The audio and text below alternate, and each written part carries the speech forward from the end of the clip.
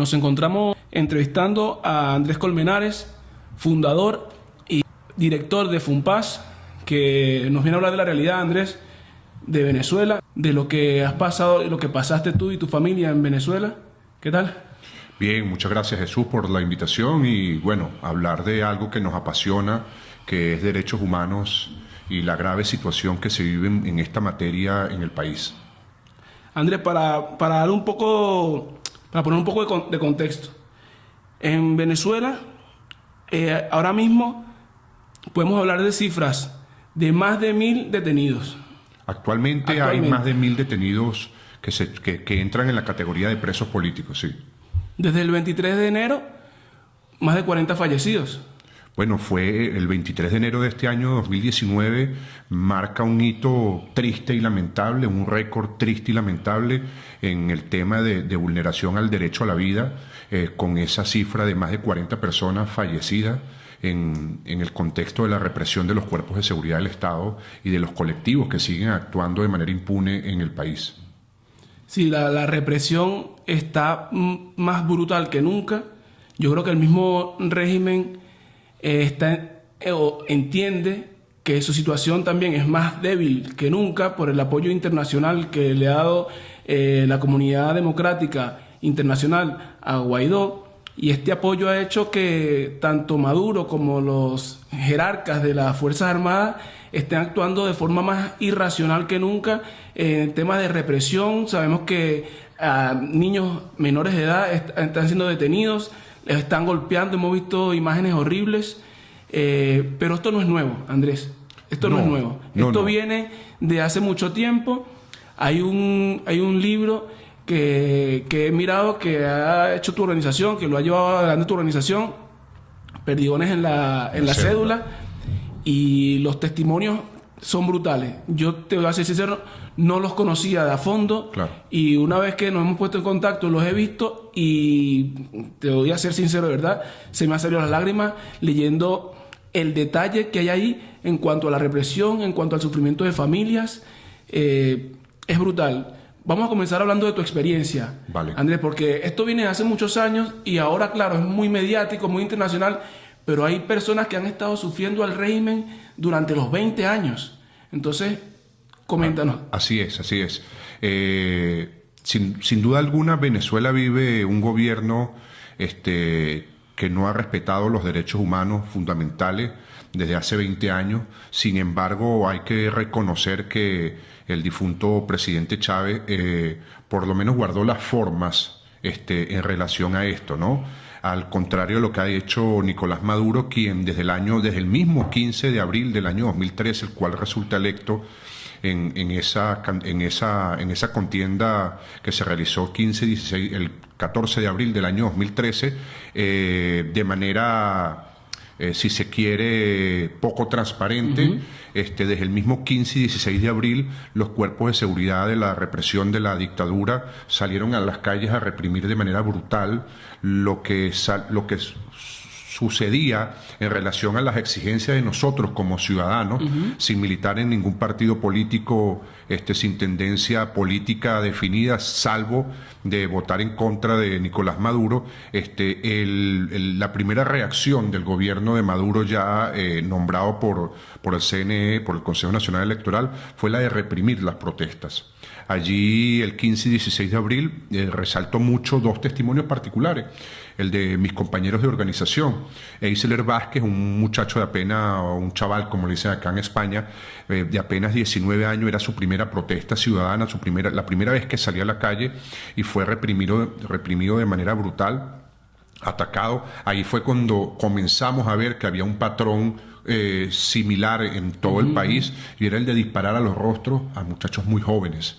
Eisler Vázquez, mi compañero, recibió 5 impactos de perdigón en la cara, lo cual milagrosamente no pasó más allá de la herida que conserva actualmente en su cachete, y el de Rafael Suárez, un muchacho de 21 años para la época, que pasaron unos policías nacionales bolivarianos disparando, y todavía 5 o 6 años después tiene alojado el proyectil de 9 milímetros en su cadera, ¿no?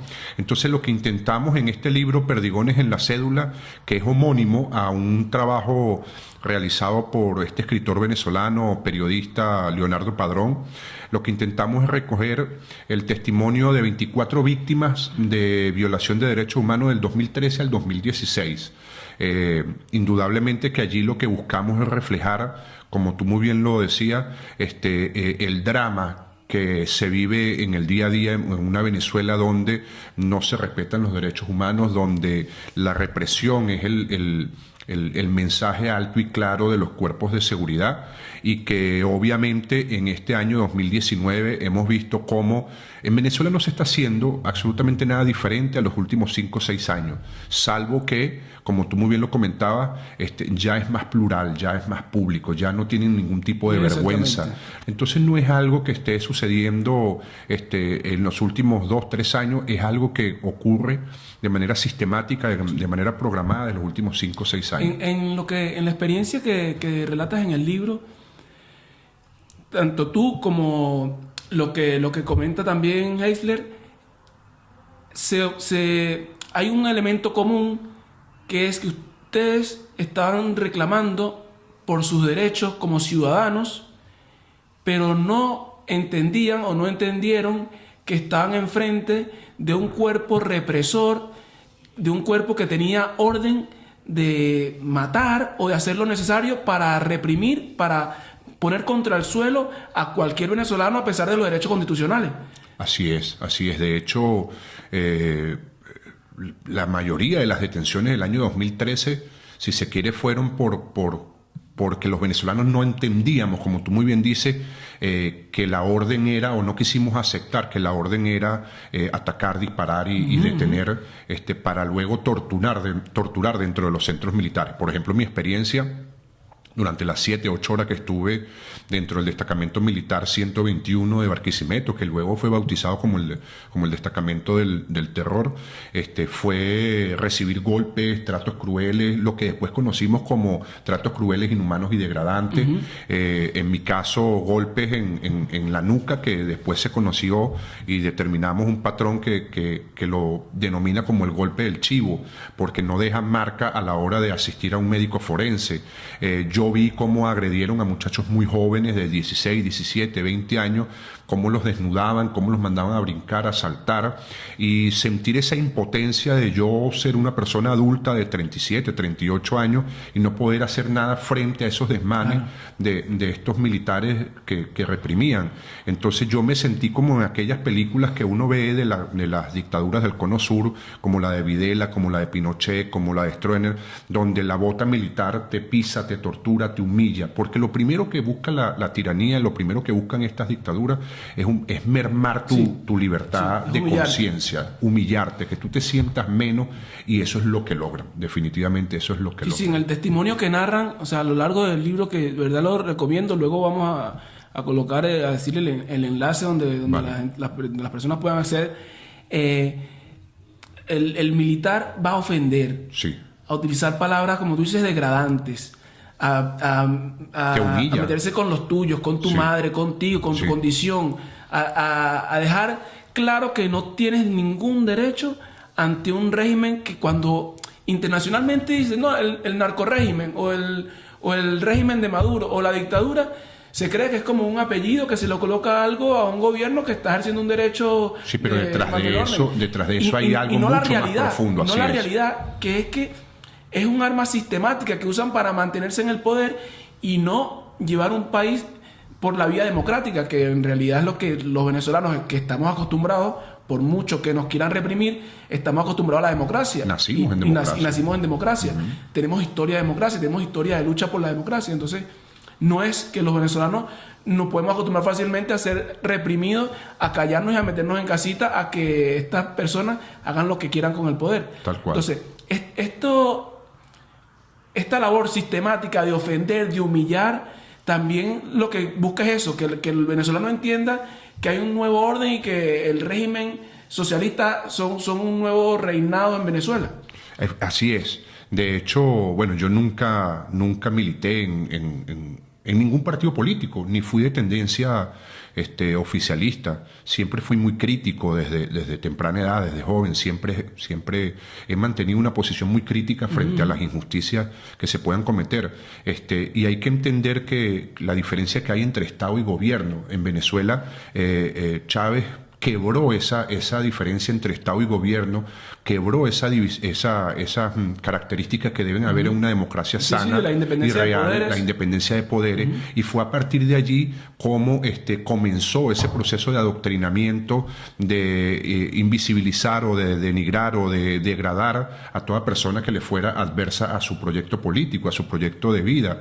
Entonces, solo que la realidad demuestra con números, con hechos, con cifras, que bajo el gobierno de Nicolás Maduro se han vulnerado quizás todos los mismos derechos que se vulneraron bajo la presidencia de Hugo Chávez, pero las cantidades fueron mayores, y obviamente eso se ve hoy por hoy, 6 años después, donde vemos a un gobierno que, como tú muy bien lo señalaba, la única herramienta que tiene para mantenerse en el poder es la violencia. Y cuando una persona o cuando una institución o cuando una tiranía llega a utilizar como extremo la violencia, lamentablemente, difícilmente pueda salir y abandonar el país si no es con violencia. Cosa que nosotros, por supuesto, los activistas de derechos humanos rechazamos, condenamos y quisiéramos que no ocurriera, pero hay una realidad histórica. Nadie que se mantiene con violencia sale sin el ejercicio de la violencia para que abandone el poder. Ojalá la salida sea democrática, ojalá la salida sea de consenso. Sin embargo, ese consenso no puede pasar por un proceso de impunidad, sin embargo, ese consenso no puede pasar por un proceso de olvidar lo que está ocurriendo. En base a esta premisa, desde el año 2013, FUNPAS, que es una organización no gubernamental de derechos humanos, conformada, creada por víctimas de la violación de derechos humanos, lo que ha pretendido desde un principio, desde su funcionamiento, es visibilizar lo que es el testimonio de las víctimas, visibilizar al victimario, porque no es solamente Nicolás Maduro y la cadena de mando que está detrás de él, son los militares, son los jueces, son los fiscales de cada ciudad, de cada estado, de cada municipio, de cada pueblo de Venezuela, que se ha presentado, que se ha prestado para que Nicolás Maduro y su combo de criminales de guerra, como los hemos denominado en este año 2019, ejecuten la maldad. No es Nicolás Maduro, ni Diosdado Cabello, ni Padrino los que están en todas las ciudades de Venezuela atacando directamente a los ciudadanos indefensos. Son los militares, son un sistema de justicia conformado por jueces cómplices, es un sistema del Ministerio Público conformado por fiscales que avalan estas violaciones de derechos humanos, que son cometidas por, como tú muy bien lo decías, por las policías regionales, por la Policía Nacional Bolivariana y ahora actualmente por el FAES, quien se ha convertido prácticamente en el brazo ejecutor del año 2019 de la tiranía. Así es. Andrés, en el caso en tu caso, tienes la experiencia personal, todo lo que has visto con FUNPAS y la experiencia de tu hija. Viendo la imagen de Paula, de tu hija Paula, que en ese momento tenía 17 años, cómo fue rodeada por militares, cómo fue pisoteada en el suelo, una joven protestando por la ilusión de un país democrático, protestando también por compañeros de lucha, digamos, de lucha democrática, porque es de manifestaciones populares en las que busca la democracia, que fueron asesinados en ese momento. ¿Cómo vive un padre eso? O sea, que vive en lo personal, pero en lo personal uno es más, o sea, lo sufre, pero yo soy padre también, tengo una niña ahora pequeña, y ¿cómo un padre vive eso? Y coméntanos un poco la experiencia de tu hija. Claro, hablábamos recientemente acerca de esa extraña casualidad o coincidencia de que mi testimonio, bueno, este libro fue elaborado por 4 maravillosos periodistas que debo reconocer: Lorena Quintanilla, William Croes y Eddie Pérez, todos de Lara, del estado Lara, quienes recogieron sin duda alguna estos testimonios y plasmaron en este libro nuestro sentimiento. Y coincidencialmente mi testimonio se llama Bajo la bota militar, y es que así me sentí yo el 16 de abril dentro de ese destacamento militar, y así vi cómo maltrataban a esos muchachos que para esa época mi hija tendría 12, 13 años, pero yo no quería que ella a la vuelta de unos años, como claro, lamentable y tristemente ocurrió, tuviera que estar en una situación similar, que es haber sido detenida, torturada, maltratada física y psicológicamente. Durante el lapso de 4 horas estuvo desaparecida porque no supimos dónde estaba. Una práctica muy común en la dictadura para generar estrés. Y afortunadamente había allí un periodista, varios reporteros gráficos también, que lograron cubrir con videos, con fotografía, pero sin duda alguna la foto de Miguel González o Miguel Rodríguez, un fotoreportero colombiano que hace trabajo en Venezuela, donde Paula se ve que está siendo pisada precisamente por una bota militar, donde se cubre su rostro simplemente con una bandera que actualmente conservamos y que tiene la sangre de mi hija, pero que representa también la sangre, como tú muy bien lo comentabas, de tantos muchachos que fueron asesinados en el asfalto simplemente por ejercer un derecho a la protesta y por exigir algo que ni siquiera ellos conocen, que lo conocen por los cuentos nuestros, por los cuentos de sus abuelos, que es la libertad y la democracia, claro, como tú muy bien lo señalabas. Entonces Paula ese día, 10 de julio del año 2017, es detenida, trasladada a la base aérea La Carlota en Caracas. Allí sufre tortura, allí sufre tratos crueles, inhumanos y degradantes. Al caer se rompe la mano izquierda, y sufre una herida bastante profunda, lo cual fue atendida pero casi 4 o 5 horas después. Y lo más triste, Jesús, es atendida por un médico cubano. Bueno, un cubano, yo no quiero saber si es médico, no creo que sea médico, y este cubano le dice a ella que la va a suturar, la va a coser, pero para que le quede la C de Cuba, para que no salga más nunca a protestar. Aparte de, por supuesto, todas las amenazas, pero es precisamente por esta fotografía que la llaman aparte, un general de la aviación, que no recuerdo ahora su nombre, y decide proteger, entre comillas. Pero mientras Paula estaba siendo protegida por lo mediática que se había hecho la fotografía, muchos de sus compañeros estaban detenidos, estaban siendo torturados, duraron incluso meses presos, jóvenes de 16 años, un año menor que ella, duraron 3, 4 meses detenidos. Y ese mismo día, el 10 de julio del año 2017, fue asesinado Rubén González, un joven de apenas 16 años en Valencia, en el estado Carabobo. Yo lo coloqué en mis cuentas personales. Yo ese día pude abrazar a mi hija, pero los papás de Rubén González, a quienes no conozco, pero que admiro, respeto y soy muy solidario con la búsqueda de justicia, los papás de ese muchachito, de ese joven de 16 años, Rubén González, abrazaron fue un ataúd.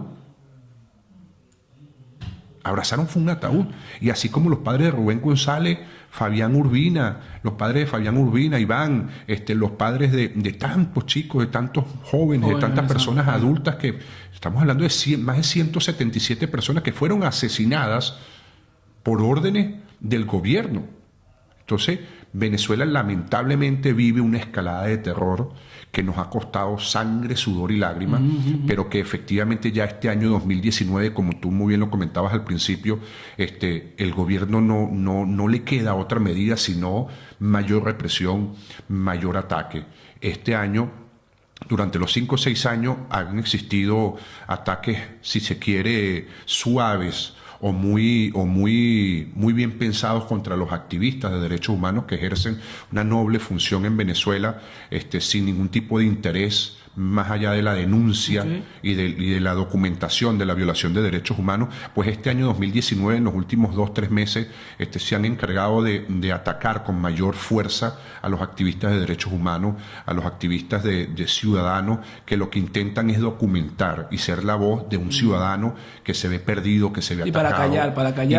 Para callar voces. Y si se quiere, la tiranía había mantenido una línea muy delgada, se había mantenido una línea muy delgada de respeto hacia el trabajo de los activistas de derechos humanos. Incluso desde el año 2017, después de las protestas, lo que se hace tan mediático, la detención de mi hija, en el estado Lara comenzaron mayores amenazas contra mi labor, contra la labor de mis compañeros. Eisler Vázquez fue citado por el Ministerio Público en calidad de imputado, lo cual al final no se ejerció, por la supuesta quema de una sede del Ministerio Público. Nelson Freite, profesor de la Cátedra de Derechos Humanos, fue atacado directamente en su vivienda junto a su pareja, la profesora Yonaide, de Transparencia Venezuela. Este año 2019, los activistas de derechos humanos que reivindican el derecho a la salud están siendo perseguidos, criminalizados. Claro, porque son los que hacen visible toda la desgracia que le está sucediendo al venezolano que quiere recuperar la democracia y recuperar la libertad en el país. Tal cual, así es. Y entonces, ¿qué hemos tenido que optar algunos activistas de derechos humanos, así como reconozco también que hay activistas políticos que han tenido que optar por esta opción? Lamentablemente, salir del país para resguardar el derecho a la vida, que sin duda alguna no es que sea el más importante, porque los derechos humanos ninguno es más importante que otro, pero sí más trascendental. Claro. Pierde la vida, pierdes el derecho a seguir ejerciendo y a seguir trabajando en pro del país. ¿Saliste de Venezuela cuándo, Andrés? Yo salí de Venezuela hace un año exactamente. Tuve que salir de Barquisimeto por la frontera con Cúcuta ante el temor de salir por Maiquetía. En ese trayecto, el autobús donde viajaba fue detenido 7 veces en la alcabala de Peracal, que es algo que se está denunciando constantemente.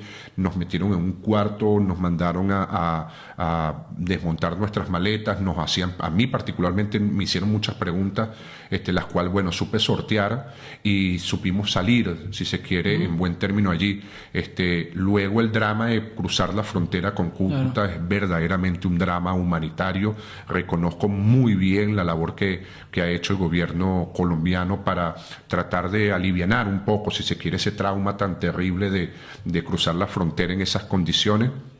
Y estuve durante una semana haciendo un lobby en Bogotá. Me recibió la Defensoría del Pueblo, algunas ONG de derechos humanos, algunos medios de comunicación, concejales que estaban interesados en conocer un poco el testimonio de la víctima desde una óptica no político-partidista, sino desde una óptica ciudadana, que es lo que nosotros hemos intentado llevar desde el primer momento que conformamos FUNPAS, gracias al apoyo de organizaciones de derechos humanos muy sólidas, de mucho respeto en Venezuela, como COFAVIC, Espacio Público en materia de comunicación, Provea, la Cátedra de Derechos Humanos de las diferentes universidades que nos apoyaron y que nos permitieron avanzar en ese proceso de no dejar de ser víctimas, pero sí aprender a dejar de victimizarnos, de mantenernos en la lucha y de hacer una resiliencia, que llaman los psicólogos, un trabajo de resiliencia bastante importante para poder ser las voces, no solamente ya de nuestros testimonios,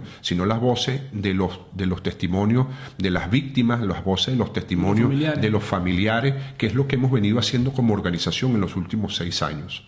Sí, ahí han hecho un trabajo brutal. Bueno, hemos intentado... Yo en nombre de Venezuela y los venezolanos te agradezco como defensor de derechos humanos. Gracias. Así como al equipo que te acompaña, así como a los miles de venezolanos, hoy podemos decir millones de venezolanos, porque las redes sociales dejan testimonios diarios de lo que es la lucha en Venezuela por los derechos humanos. Un simple compartir una foto, compartir una imagen, compartir un vídeo, verificándolo bien, porque luego está el tema de los fake news, sabemos que el gobierno es especialista en esto, pero que hemos sido también multiplicadores del conocimiento de cómo la dictadura ha oprimido, ha asesinado y ha mantenido a los venezolanos bajo un yugo militar. Bajo la bota militar. Bajo la bota militar, nunca mejor dicho. Entonces, yo quiero agradecerte y, bueno, muchas gracias.